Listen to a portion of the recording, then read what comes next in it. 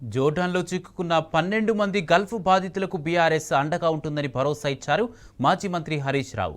ఆందోళన పడొద్దని ధైర్యం చెప్పారు. గల్ఫ్ బాధితుల సమస్యను కేంద్ర విదేశీ వ్యవహారాల శాఖ దృష్టికి తీసుకెళ్లామన్నారు.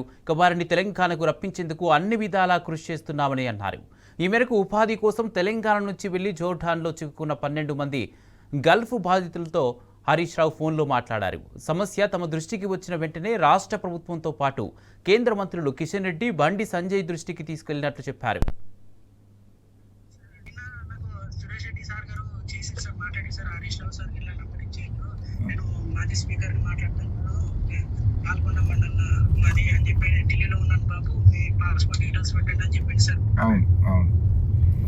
సురేష్ రెడ్డి సారే ఇప్పుడు ఢిల్లీలో ఉన్నాడు. మన ఇండియన్ ఎంబాసీకి మాట్లాడుతున్నాడు, ఎక్స్టర్నల్ అఫైర్స్ మాట్లాడుతున్నాడు.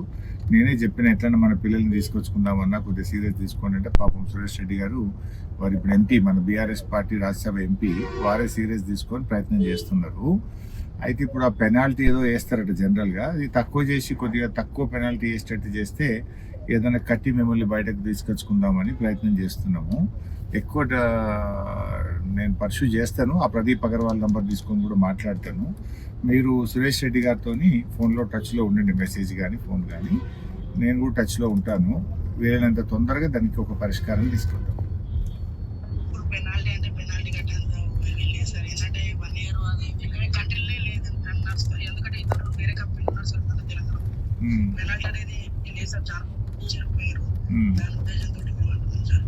అదే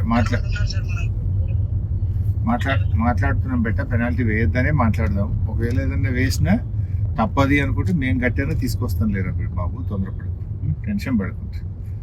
మిమ్మల్ని ఎవడో బ్రోకర్ మోసం చేసిండు, బట్ అక్కడ దేశం యొక్క పద్ధతులు ఉంటాయి, తెలుసుకోండి. మీరు కూడా మన సురేష్ రెడ్డి గారు కూడా తెలుసుకుంటున్నారు, నేను కూడా తెలుసుకుంటా. తొందరగా ఎంత వేయకుండా తొందరగా మేము తీసుకొస్తాం. చెప్పండి. ప్రాబ్లం ఏంటంటే సార్, వాళ్ళు చెప్పింది తోట పని చెప్పారు, పని ఉంది సార్. పని గురించి ప్రాబ్లం లేదు, కాకపోతే మాకు ఫుడ్ వల్ల స్టార్టింగ్ నుంచి ప్రాబ్లమే ఉంది సార్. ఫుడ్ బాగాలేదా?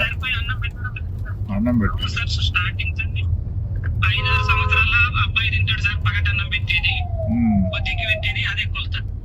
అయితే అన్నం సరిపోక మేము వచ్చిన వారం 10 రోజుల సార్ని కూడా చెప్పినాం, ఎవరు పట్టించుకోలే, పెట్టలేదు. తర్వాత 3 నెలల నాటికి మేమందరం ఒక రోజు 2024లో 9వ నెల 25వ తారీఖు వచ్చినాం సార్. బొంబాయి నుంచి వచ్చినాం. అంటే ఎంట్రీలో చెప్పారు సార్, మాకు 6 నెలలకు రావచ్చు, 7 నెలలకు రావచ్చు, అగర్ ఏమన్నా ఎమర్జెన్సీలు ఉంటే మాట. సరే, అదే మాకు ఎమర్జెన్సీ వదిలినా కూడా 5 నెలలకు వచ్చినాక 6 నెలలకు మా బాబు చనిపోయాడు. ఆయన కంపెనీ దగ్గరకు అయితే పంపలేదు సార్. అయితే సంవత్సరం గడిపాకనే పోవచ్చు అన్నారు సార్. అందువల్ల సంవత్సరం గడిపాక పోతామని 2 నెలల ముందు చెప్పమన్నారు సార్. 2 నెలల ముందు సంది కూడా డ్యూటీ పోకుండా వచ్చి కంపెనీకి ఆఫీస్కి చెప్పినాం. చెప్తే ఎవరు కూడా కేర్ చేయలేదు. సరే, మేము పంపిస్తాం, మెయిల్ చేస్తాం, అది ఇది అన్నారు సార్.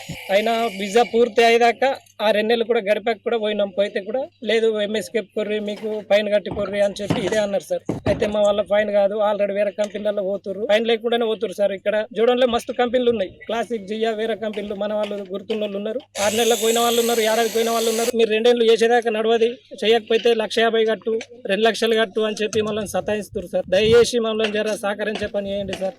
మేము అదే ప్రకారంగా మళ్ళీ ఇండియా ఎంఎస్కి కూడా ఇక్కడ ఫోన్లు చేశాం సార్. ఫోన్లు చేస్తే కూడా వాళ్ళు కూడా ఏం సహకరించడం లేదు సార్. చెప్పంగా 15 రోజులకు వచ్చారు సార్. వచ్చి సరే అని రాసుకపోయి పని అవుతుంది, పర్లేదు, మేము చేస్తాము అని చెప్పిపోయారు సార్. ఇప్పుడు లాస్ట్కి వస్తే ఏమంటారు అంటే, మీరు ఫైన్ కట్టే పోవాలి, మాకేం తెలియదు, మాతో అయితే లేదని చెప్పి వాళ్ళు చేతులు ఎత్తేసారు సార్. ఈ రోజు ఇక ఇంతవరకు జరిగింది. మన గవర్నమెంట్ మనకు సహకరిస్తలేదు, మిమ్మల్ని ఫైన్ కట్టే పోమంటారు అని చెప్పి అంటారు. మన కంపెనీ వాళ్ళు, ఎంఎస్ వాళ్ళు చేసిన నాటకం అవుతుంది సార్. మా డౌట్ అయితే ఇది పక్కా మాట. ఎందుకంటే వేరే కంపెనీలో, ఇదే జోడాన్లా వేరే కంపెనీలో 6 నెలలకు, ఏడాదికి ఎవరైనా పోయినరు. ఇది ఎందరితోనో ఇన్నాము మాట, ఇది వాస్తవంగా ఉన్నది సార్. వీళ్ళు కూడా బొమ్మని చెప్పారు, కాకపోతే ఇప్పుడు అబద్ధం ఆడి మాకు తెలియదు అంటారు సార్. జర దయచేసి మమ్మల్ని ఇంటికి తెచ్చే పరిస్థితి చేయండి సార్. ఇంటికాడ ప్రాబ్లాలు ఉంటే వస్తున్నాం సార్. ఇక్కడ సౌకర్యాలు ఏవి మంచిగా లేకున్నా కూడా చేసి భరించినాం సార్. మధ్యాహ్నం అన్నం పెడతారు, ఇంత దప్పకడంత వస్తుంది, 5 ఏళ్ళ 6 ఏళ్ళ పిల్లలు తింటారు సార్. అది కూడా అన్నం మిన్న కూర వస్తారు, నానిపోయి ఉంటుంది. 2 గంటల తర్వాత తింటాం. 12 గంటలకు పార్సల్ చేస్తే 2:30కు అన్నం ఇస్తారు సార్. ఆ నానిన అన్నం తిన్నా కూడా ఎట్లయినా భరిస్తామని ఈ సంవత్సరం చేసినాము, గడిపినాం సార్. దయచేసి జర మాకు సహకరించి ఎవరు కానీ మాకు ఇంకో ఇంటికి తెచ్చే పని వేయాలి సార్. ఇంటికాడ పరిస్థితులు బాగాలేక వస్తుంటున్నాం సార్.